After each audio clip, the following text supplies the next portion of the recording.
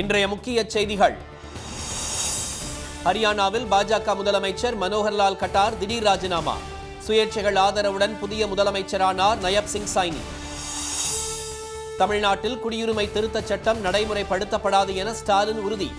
தேர்தல் அரசியலுக்காக மத்திய பாஜக அரசு பயன்படுத்துவதாக குற்றச்சாட்டு. மதுரை திண்டுக்கல்லில் மார்க்சிஸ்ட், நாகை திருப்பூரில் இந்திய கம்யூனிஸ்ட் போட்டி. பாஜகவுடன் இணைந்தது சரத்குமார் தலைமையிலான அகில இந்திய சமத்துவ மக்கள் கட்சி. காலை உணவு திட்டத்தால் மாணவர் வருகை 95% வரை அதிகரிப்பு. தீவிர சிகிச்சை பிரிவில் சேர்வோர் எண்ணிக்கையை குறைத்தது மக்களை தேடி மருத்துவம்.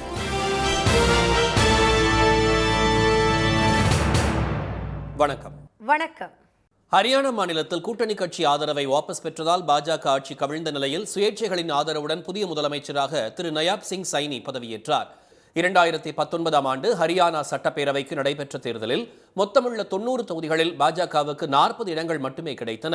இதையடுத்து 10 எம்எல்ஏக்களை கொண்ட ஜனநாயக ஜனதா கட்சியின் ஆதரவுடன் பாஜக கூட்டணி அரசு அமைத்தது. முதலமைச்சராக திரு மனோகர்லால் கட்டாரும் துணை முதலமைச்சராக ஜனநாயக ஜனதா கட்சியின் திரு துஷ்யந்த் சௌதாலாவும் பதவியேற்றனர். இந்நிலையில் மக்களவை தேர்தல் கூட்டணி தொடர்பாக திரு துஷ்யந்த் சௌதாலா பாஜக தலைவர் திரு ஜே.பி. நட்டாவுடன் பேச்சுவார்த்தை நடத்தினார். ஆனால் ஜனநாயக ஜனதா கட்சிக்கு தொகுதிகளை ஒதுக்க பாஜக மறுத்துவிட்டது. இதனால் அதிருப்தி அடைந்த திரு துஷ்யந்த் சௌதாலா பாஜக அரசுக்கு அளித்த ஆதரவை திரும்பப் பெற்றார். இதையடுத்து பெரும்பான்மையை இழந்ததால் ஆளுநர் திரு பண்டாரு தத்தாத்திரேயாவை சந்தித்த திரு மனோகர்லால் கட்டார் ராஜினாமா கடிதம் அளித்தார். அமைச்சர்களும் பதவி விலகல் கடிதங்களை அளித்தனர். இந்நிலையில் 6 சுயேட்சை எம்எல்ஏக்களின் ஆதரவுடன் ஹரியானாவில் மீண்டும் பாஜக ஆட்சி அமைக்கிறது. புதிய முதலமைச்சராக ஹரியானா மாநில பாஜக தலைவரும் குருஷேத்ரா தொகுதி மக்களவை உறுப்பினருமான திரு நயப் சிங் சைனி தேர்வு செய்யப்பட்டார். சண்டிகரில் உள்ள ஆளுநர் மாளிகையில் சற்று முன் அவர் பதவியேற்றுக் கொண்டார். मैं नायब सिंह ईश्वर की शपथ लेता हूं जो विषय हरियाणा राज्य के मुख्यमंत्री के रूप में मेरे विचार के लिए लाया जाएगा. பதவி விலகிய திரு மனோகர்லால் கட்டார் மக்களவை தேர்தலில் கர்னால் தொகுதியில் போட்டியிடுவார் என பாஜக வட்டாரங்கள் தெரிவித்துள்ளன. குடியுரிமை திருத்த சட்டம் இந்திய அரசமைப்பு சட்டத்திற்கு எதிரானது என்பதால் தமிழ்நாட்டில் அச்சட்டம் நடைமுறைப்படுத்தப்படாது என்று முதலமைச்சர் திரு மு க ஸ்டாலின் தெரிவித்துள்ளார். அவர் விடுத்துள்ள அறிக்கையில் தேர்தலை எதிர்கொள்ள வேண்டிய இறுதி நாட்களில் உள்ள மத்திய பாஜக அரசு பல்வேறு தரப்பினராலும் எதிர்க்கப்பட்ட இந்த சட்டத்தை நடைமுறைப்படுத்த அவசர கதியில் அறிவிக்கை வெளியிட்டுள்ளதாக குற்றம் சாட்டியுள்ளார். இது அரசமைப்பு சட்டத்தின் அடிப்படை கட்டமைப்புக்கு மட்டுமன்றி மொழி, இன, மதம், வாழ்விட சூழலால் வேறுபட்டிருந்தாலும் ஒன்றுபட்ட உணர்வுடன் வாழ்ந்து வரும் இந்திய மக்களின் நலனுக்கும் நாட்டின் பன்முகத்தன்மை மற்றும் மதசார்பற்ற தன்மைக்கும் முற்றிலும் எதிரானது என்று திரு ஸ்டாலின் தெரிவித்துள்ளார். சிறுபான்மை சமூகத்தினர் மற்றும் முகாம் வாழ் இலங்கை தமிழர்களின் நலனுக்கும் எதிரானதுதான் இந்த சட்டம் என்றும் அவர் குறிப்பிட்டுள்ளார். அதனால்தான் திமுக அரசு அமைந்தவுடன் 2021ஆம் ஆண்டு சட்டப்பேரவையில் குடியுரிமை திருத்த சட்டத்திற்கு எதிராக அரசு சார்பாக ஒரு தீர்மானத்தை நிறைவேற்றி இச்சட்டத்தை திரும்ப பெற வலியுறுத்தி மத்திய அரசுக்கு அனுப்பி வைத்ததாக திரு ஸ்டாலின் சுட்டிக்காட்டியுள்ளார். மற்ற மாநிலங்களும் எதிர்த்து குரல் கொடுத்து வந்த நிலையில் உச்சநீதிமன்றத்தின் கண்டனத்திலிருந்து தப்ப மக்களை திசை திருப்பும் நோக்கத்துடன் தேர்தல் அரசியலுக்காக இந்த சட்டத்தை மத்திய அரசு நடைமுறைப்படுத்தியிருப்பதாக கருத வேண்டியிருக்கிறது என அவர் கூறியுள்ளார். மக்களிடையே பேதங்களை தோற்றுவிக்க வழிவகை செய்யும் இந்த சட்டத்தால் எந்தவிதமான நன்மையோ பயனோ இருக்கப் போவதில்லை என்று குறிப்பிட்டுள்ள திரு ஸ்டாலின், தேவையற்ற இச்சட்டம் ரத்து செய்யப்பட வேண்டியது என்பதே திமுக அரசின் கருத்து என்றும் தெரிவித்துள்ளார். எனவே குடியுரிமை திருத்த சட்டத்தை தமிழ்நாட்டில் நிறைவேற்ற தமிழக அரசு எவ்வகையிலும் இடமளிக்காது என்று அவர் கூறியுள்ளார். நாட்டின் ஒற்றுமைக்கு பங்கம் விளைவிக்கும் எந்த ஒரு சட்டத்திற்கும் தமது அரசு இடம் கொடுக்காது என்றும் திரு ஸ்டாலின் உறுதிபட தெரிவித்துள்ளார். திமுக கூட்டணியில் இந்திய கம்யூனிஸ்ட் கட்சி நாகை திருப்பூர் தொகுதிகளிலும் மார்க்சிஸ்ட் கம்யூனிஸ்ட் கட்சி மதுரை திண்டுக்கல் தொகுதிகளிலும் போட்டியிடுகின்றன. நாடாளுமன்ற தேர்தல் வரவுள்ள நிலையில் திமுக அதன் கூட்டணி கட்சிகளுடனான தொகுதி பங்கீடு பேச்சுவார்த்தையை கடந்த வாரத்தில் முடித்து எந்த கட்சிக்கு எந்தெந்த தொகுதிகள் என்பதையும் இறுதி செய்து வருகிறது. அதன்படி 21 தொகுதிகளில் திமுக நேரடியாக களம் காண்கிறது. காங்கிரசுக்கு தமிழ்நாட்டில் 9 தொகுதிகளும் புதுச்சேரியும் என 10 தொகுதிகள் ஒதுக்கப்பட்டுள்ளன. விடுதலை சிறுத்தைகள் கட்சிக்கு சிதம்பரம், விழுப்புரம் என 2 தனி தொகுதிகளும், இந்திய யூனியன் முஸ்லீம் லீகிற்கு ராமநாதபுரம் தொகுதியும், கொங்குநாடு மக்கள் தேசிய கட்சிக்கு நாமக்கல் தொகுதியும் இறுதி செய்யப்பட்டுவிட்டன. மதிமுகவுக்கு ஒரு தொகுதி, கம்யூனிஸ்ட் கட்சிகளுக்கு தலா 2 தொகுதிகள் என கடந்த 29ஆம் தேதி நடந்த பேச்சுவார்த்தையில் முடிவு செய்யப்பட்ட போதிலும் எந்த தொகுதிகள் என்பது முடிவு செய்யப்படாமல் இருந்தது. இந்நிலையில் சென்னை அண்ணா அறிவாலயத்தில் திமுக தலைவர் திரு மு.க.ஸ்டாலின் மற்றும் மார்க்சிஸ்ட் கம்யூனிஸ்ட் மாநில செயலாளர் திரு கே. பாலகிருஷ்ணன் இடையே தொகுதிகள் குறித்த ஒப்பந்தம் கையெழுத்தானது. ஒன்று மதுரை, இரண்டாவது திண்டுக்கல் என்கிற 2 தொகுதிகளில் மார்க்சிஸ்ட் கம்யூனிஸ்ட் கட்சி போட்டியிடுவது என்று தீர்மானிக்கப்பட்டிருக்கிறது, உடன்பாடு ஏற்பட்டிருக்கிறது என்பதை இந்த நேரத்தில் நான் தெரிவித்துக் கொள்ள விரும்புகிறேன். நிச்சயமாக இந்த 2 தொகுதிகளில் நாங்கள் வெற்றி பெறுவோம். 2019ஆம் ஆண்டு நாடாளுமன்ற தேர்தலில் மதுரை மற்றும் கோவையில் மார்க்சிஸ்ட் போட்டியிட்ட நிலையில் தற்போது ஒரு தொகுதி மாறியுள்ளது. அதேபோல் இந்திய கம்யூனிஸ்ட் கட்சி மாநில செயலாளர் திரு முத்தரசனுடன் நடைபெற்ற ஆலோசனையில் நாகை, திருப்பூர் தொகுதிகளை ஒதுக்குவது என ஒப்பந்தம் கையெழுத்தானது. திராவிட முன்னேற்ற கழக தலைவரோடு எங்களுடைய பேச்சுவார்த்தை குழுவும் நாங்களும் கலந்து பேசி 2 தொகுதிகள், ஒன்று நாகப்பட்டினம், ஏற்கனவே நாங்கள் போட்டியிட்டு வெற்றி பெற்ற தொகுதி, அதேபோல் மற்றொன்று திருப்பூர் தொகுதி. இந்த 2 தொகுதியிலுமே சென்ற முறை இந்திய கம்யூனிஸ்ட் கட்சிக்கு ஒதுக்கப்பட்டதும் வெற்றி பெற்றதையும் அனைவரும் அறிவோம். திமுக கூட்டணியில் மதிமுகவுக்கு எந்த தொகுதி என்பதும் இன்றே இறுதி செய்யப்பட்டுவிடும் என தெரிகிறது. இதனிடையே திமுக கூட்டணிக்கு மக்கள் நீதி மய்யம், ஆம் ஆத்மி மற்றும் அகில இந்திய ஃபார்வர்ட் பிளாக் கட்சி ஆகியவை தார்மீக ஆதரவு தருவதாக அறிவித்துள்ளன. மக்களவை தேர்தல் விரைவில் அறிவிக்கப்படவுள்ள நிலையில் அதிமுகவுடன் கூட்டணிக்கு மற்ற கட்சிகள் ஆர்வம் காட்டாத நிலை நீடித்து வருகிறது. அதே சமயம் புதிய தமிழகம், தமிழ் மாநில காங்கிரஸ், ஓ பன்னீர்செல்வம் அணி, அமமுக உள்ளிட்ட கட்சிகள் பாஜகவுடன் கூட்டணியை உறுதி செய்துள்ளன. இதனிடையே பாஜகவுடன் கூட்டணி என 2 தினங்களுக்கு முன் அறிவித்த சமத்துவ மக்கள் கட்சி தலைவர் நடிகர் சரத்குமார் இன்று திடீரென பாஜகவுடன் தமது கட்சியை இணைத்தார். சென்னையில் மாநில பாஜக தலைவர் திரு அண்ணாமலை முன்னிலையில் இந்நிகழ்ச்சி நடைபெற்றது. முதலமைச்சரின் காலை உணவு திட்டத்தால் அரசு பள்ளிகளில் மாணவர் வருகை 95% வரை அதிகரித்திருப்பதாக மாநில திட்டக்குழுவின் ஆய்வறிக்கையில் தெரிவிக்கப்பட்டுள்ளது. மக்களை தேடி மருத்துவம், நகர்ப்புற வேலைவாய்ப்பு உள்ளிட்ட தமிழ்நாடு அரசின் நலத்திட்டங்கள் எவ்வாறு செயல்படுத்தப்படுகின்றன, மாறிவரும் காலச்சூழலுக்கு ஏற்ப அவற்றில் என்ன மாற்றங்கள் செய்யலாம் என்பது தொடர்பாக 11 ஆய்வறிக்கைகளை முதலமைச்சரிடம் இன்று மாநில திட்டக்குழுவினர் வழங்கினர். பின்னர் செய்தியாளர்களிடம் பேசிய மாநில திட்டக்குழு துணைத் தலைவர் திரு ஜெயரஞ்சன், முதலமைச்சரின் காலை உணவு திட்டத்தால் அரசு பள்ளிகளில் மாணவர்களின் தினசரி வருகை அதிகரித்துள்ளதாக கூறினார். அட்டண்டன்ஸ் முன்னாடி எப்படி இருந்தது அப்படின்னு கேட்டிங்கனாக்கா 60%, 70% அப்படிங்கிறதுலாம் ரொம்ப சாதாரணமாக இருக்கும்.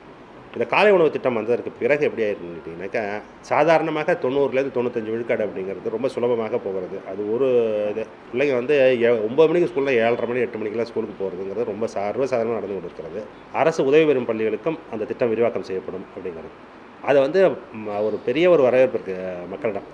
தமிழ்நாடு நகர்ப்புற வேலைவாய்ப்பு திட்டத்தால் பலர் பயன்பெற்றுள்ளதாக முதலமைச்சரிடம் அளித்த ஆய்வறிக்கையில் திட்டக்குழு தெரிவித்துள்ளது. மேலும் மக்களை தேடி மருத்துவம் திட்டத்தின் மூலம் மலைவாழ் மக்கள், கிராமப்புற பெண்கள் அதிகம் பயனடைந்துள்ளதாக அறிக்கையில் தெரிவிக்கப்பட்டுள்ளது. இந்த திட்டத்தால் தீவிர சிகிச்சை பிரிவில் சேர்க்கப்படுபவர்களின் எண்ணிக்கை 50% குறைந்துள்ளதாகவும் அதில் கூறப்பட்டுள்ளது. தென் மாவட்டங்களில் சீமை கருவேல மரங்களை அகற்றும் பணியை 5 ஆண்டுகளுக்கு கண்காணிக்க வேண்டும் என்றும் அதை மக்கள் இயக்கமாக மாற்றினால்தான் தமிழ்நாடு முழுவதும் சீமை கருவேல மரங்களை அகற்ற முடியும் என்றும் மாநில திட்டக்குழு தெரிவித்துள்ளது. முன்னாள் அமைச்சர் திரு பொன்முடிக்கு மீண்டும் எம்எல்ஏ பதவி வழங்குவது குறித்து விரைவில் அறிவிக்கப்படும் என சட்டப்பேரவைத் தலைவர் திரு அப்பாவு தெரிவித்துள்ளார். நெல்லையில் இன்று செய்தியாளர்களை சந்தித்த அவர், உயர்கல்வித்துறை அமைச்சராக இருந்த திரு பொன்முடி ஒரு வழக்கில் தண்டனை பெற்றதால் அவர் சட்டப்பேரவை உறுப்பினர் பதவியிலிருந்து தகுதி நீக்கம் செய்யப்பட்டதாக அறிவிக்கப்பட்டதாக கூறினார்.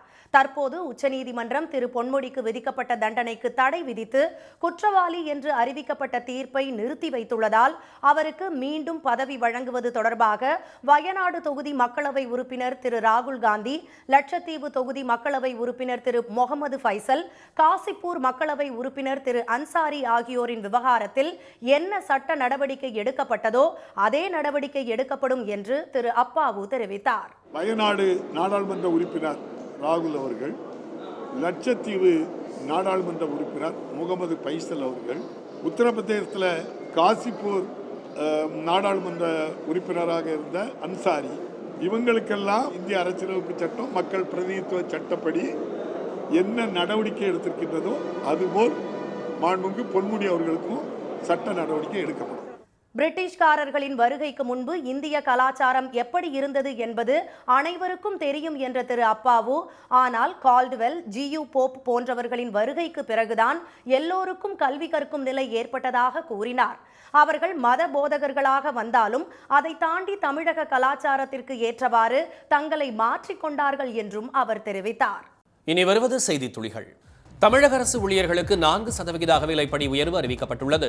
அரசு அலுவலர்கள் மற்றும் ஆசிரியர்களுக்கு தற்போது 46% உள்ள அகவிலைப்படி 50% உயர்த்தப்பட்டிருப்பதாகவும் இது இந்த ஆண்டு ஜனவரி 1ஆம் தேதியிலிருந்து முன் தேதியிட்டு வழங்கப்படும் என்றும் முதலமைச்சர் திரு மு க ஸ்டாலின் அறிவித்துள்ளார்.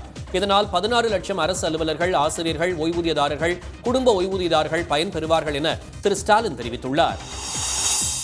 தமிழகத்தில் அரசு பள்ளிகளில் இந்த ஆண்டு 1 லட்சத்தை கடந்த மாணவர் சேர்க்கை எண்ணிக்கை புதிய உச்சத்தை தொடும் என பள்ளிக் கல்வித்துறை அதிகாரிகள் தெரிவித்தனர்.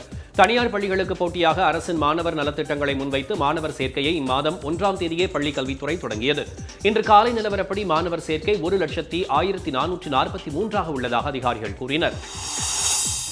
ராஜீவ்காந்தி கொலை வழக்கில் விடுதலையாகி திருச்சி சிறப்பு முகாமில் உள்ள முருகன், ராபர்ட் பயஸ், ஜெயக்குமார் ஆகியோர் பாஸ்போர்ட் பெற நேர்காணலில் பங்கேற்க சென்னையில் உள்ள இலங்கை துணை தூதரகத்துக்கு நாளை அழைத்துச் செல்லப்பட உள்ளனர்.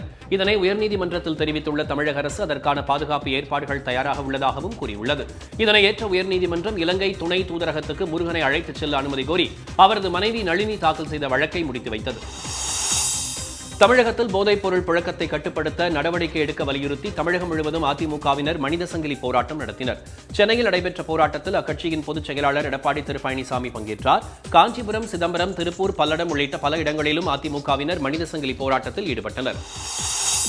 நாகை அருகே மத்திய அரசு பொதுத்துறை நிறுவனமான சிபிசிஎலுக்கு எதிராக 3 கிராம மக்கள் கருப்பு கொடிகளை வீட்டில் கட்டி ஆர்ப்பாட்டம் நடத்தினர்.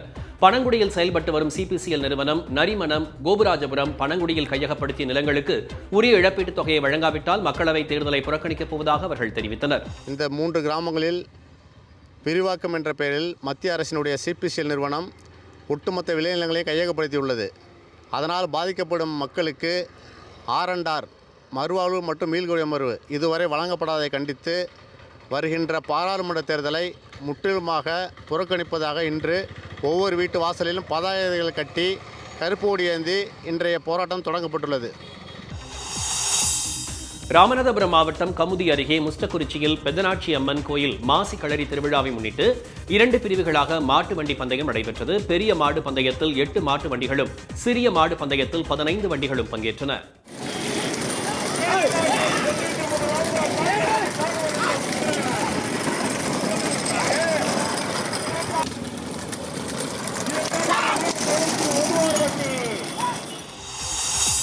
திண்டுக்கல்லில் மாநகராட்சி அலுவலகம் அருகே உள்ள இந்தியன் ஓவர்சீஸ் வங்கிக் கிளையில் ஏற்பட்ட தீ விபத்தில் கணிப்பொறிகள், அரை கலன்கள், ஆவணங்கள் எரிந்து நாசமாகின. தீ விபத்து பற்றி தகவல் அறிந்து விரைந்து வந்த தீயணைப்புத் துறையினர் தீயை அணைத்தனர். இந்த தீ விபத்தில் லாக்கரில் வைக்கப்பட்டிருந்த பல கோடி ரூபாய் மதிப்புள்ள பணம் மற்றும் நகைகள் தப்பின. மின்கசிவு காரணமாக தீப்பிடித்ததாக முதல்கட்ட விசாரணையில் தெரியவந்துள்ளது. குடியுரிமை திருத்தச் சட்டத்துக்கு எதிராக தஞ்சை மன்னர் சரபோஜி அரசு கல்லூரி மாணவர்கள் கல்லூரி வாயில் முன்பு ஆர்ப்பாட்டத்தில் ஈடுபட்டனர்.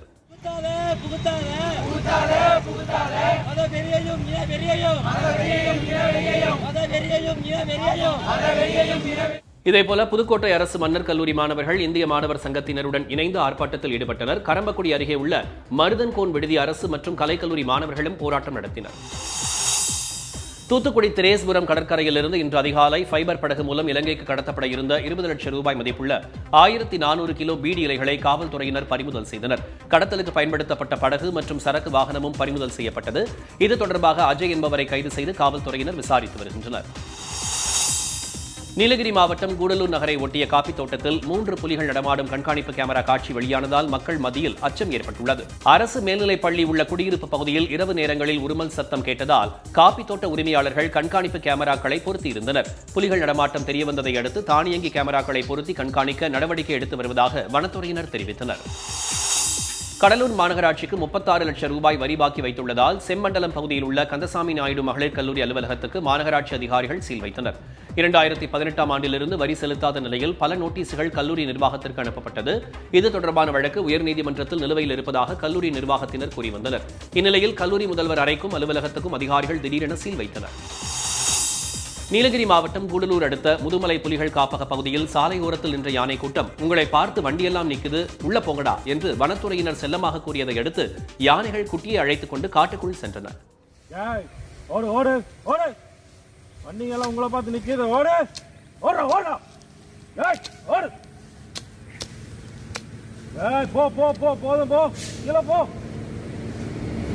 போதும் போ கீழே போ ஓட ஓட ஓட. வனப்பகுதியில் இந்த ஆண்டும் கடும் வறட்சி நிலவுவதால் தண்ணீர் தேடி வரும் யானைகள் அடிக்கடி சாலைகளை கடந்து செல்வதாக வனத்துறையினர் தெரிவித்தனர். இன்றைய வர்த்தக முடிவில் மும்பை பங்குச்சந்தை குறியீட்டு எண் சென்செக்ஸ் 165 புள்ளிகள் அதிகரித்து 73,668 புள்ளிகளாக இருந்தது. தேசிய பங்குச்சந்தை குறியீட்டு எண் நிப்டி 3 புள்ளிகள் மட்டும் உயர்ந்து 22,336 புள்ளிகளாக இருந்தது. சென்னையில் இன்று ஆபரண தங்கத்தின் விலை மாற்றமின்றி சவரன் 49,200 ரூபாயாகவும் 1 கிராம் 6,150 ரூபாயாகவும் உள்ளது. வெள்ளி விலை கிராமுக்கு 50 காசுகள் அதிகரித்து 79 ரூபாய் 50 காசுகளாக உள்ளது. மீண்டும் இன்றைய முக்கிய செய்திகள். ஹரியானாவில் கூட்டணி கட்சி ஆதரவை வாபஸ் பெற்றதால் பாஜக ஆட்சி கவிழ்ந்த நிலையில் சுயேட்சைகளின் ஆதரவுடன் புதிய முதலமைச்சராக நயாப் சிங் சைனி பதவியேற்றார். இந்திய அரசமைப்பு சட்டத்திற்கு எதிரானது என்பதால் தமிழ்நாட்டில் குடியுரிமை திருத்த சட்டம் நடைமுறைப்படுத்தப்படாது என்று முதலமைச்சர் ஸ்டாலின் தெரிவித்துள்ளார். திமுக கூட்டணியில் நாகை, திருப்பூரில் இந்திய கம்யூனிஸ்ட் கட்சியும், மதுரை, திண்டுக்கல் தொகுதிகளில் மார்க்சிஸ்ட் கம்யூனிஸ்டும் போட்டியிடுகின்றன. இத்துடன் இந்த செய்திகள் நிறைவடைந்தன. மீண்டும் சன் டிவியில் செய்திகள் காலை 7:30 மணிக்கு. செய்திகளை உடனுக்குடன் தெரிந்து கொள்ள சன் நியூஸ் தொலைக்காட்சியை பாருங்கள். வணக்கம். வணக்கம்.